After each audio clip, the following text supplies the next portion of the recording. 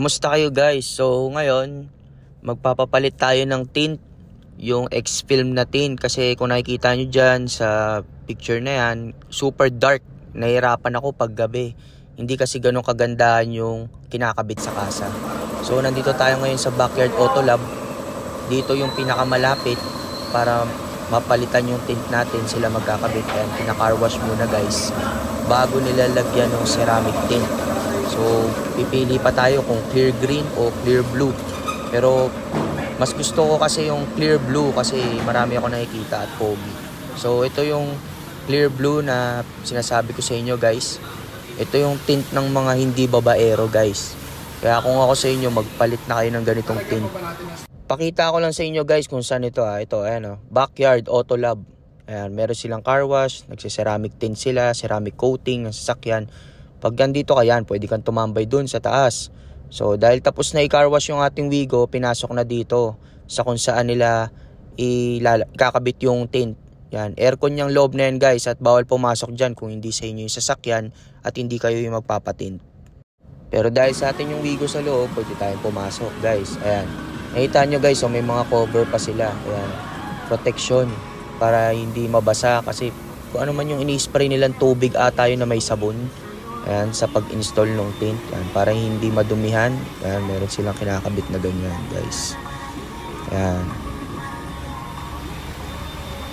Harap at likod yan. Hindi ko lang na-videoan yung kanina. Nasa likod, tinanggal na. Ayan, siguro tapos nang ikabit yung bandang likod. Kaya inalis na yung cover dito sa likod. Pero kung mapapansin nyo, guys, ayan, may nilagay pa silang towel. Ayan. And protection din para hindi mabasa yung mga upuan, hindi madumihan. So dito guys, ayan, papakita ko sa inyo na nilalapat na nila yung clear blue na tint dito sa harapang salamin. Ayan, nilalapat lang nilang mabuti para madali na nilang ilalagay dun sa loob. Hindi sa labas nilalagay yung tint guys sa loob kinakabit yung tint. Kitang-kita kayo sa loob dyan guys kaya ingat kayo lalo na yung mga babaero dyan. Ayan, libot ko lang kayo guys. Ayan, pakita ko lang sa inyo kasi sabi ni kuya nakabitan niya na daw tong likod.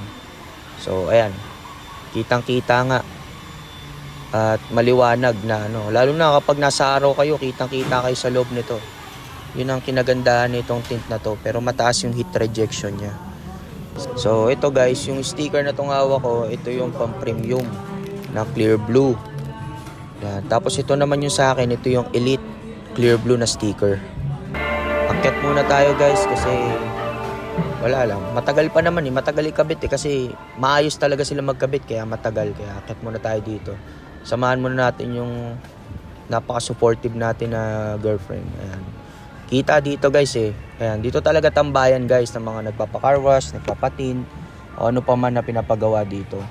Tsaka maganda dito kasi, ayan aircon siya guys. Sobrang lamig.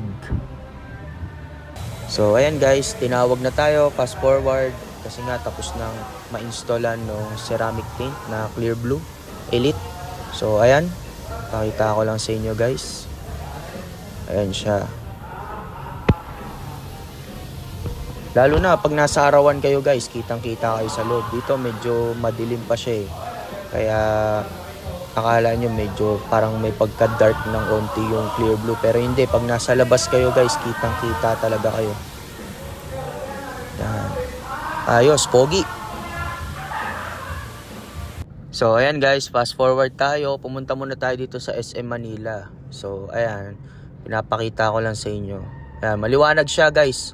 Ang liwanag niya sa loob, promise. Hindi kayo magsisisi kung gagayahin nyo tong kagaya ng pinakabit ko na clear blue. Kasi dumaan din ako sa araw. Yan, maliwanag guys. Maaraw. So, makikita nyo talaga na maayos yung gawa. Ayan, tapos, may mga nakalagay na sticker na ganyan. Ayan. Ibig sabihin yan guys, 72 hours.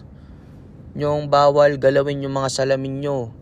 Ayan. Bawal yung kabitan ng dashcam yung harapan. 3 days. Ayan, nakalagay naman dyan. Ayan, may stop. So, bawal nyo siyang ibaba. Ikot ko ulit kayo dito sa maliwanag guys sa aking Wigo sa kinalabasan ng pagpapalit natin ng clear blue tint ng X-Film.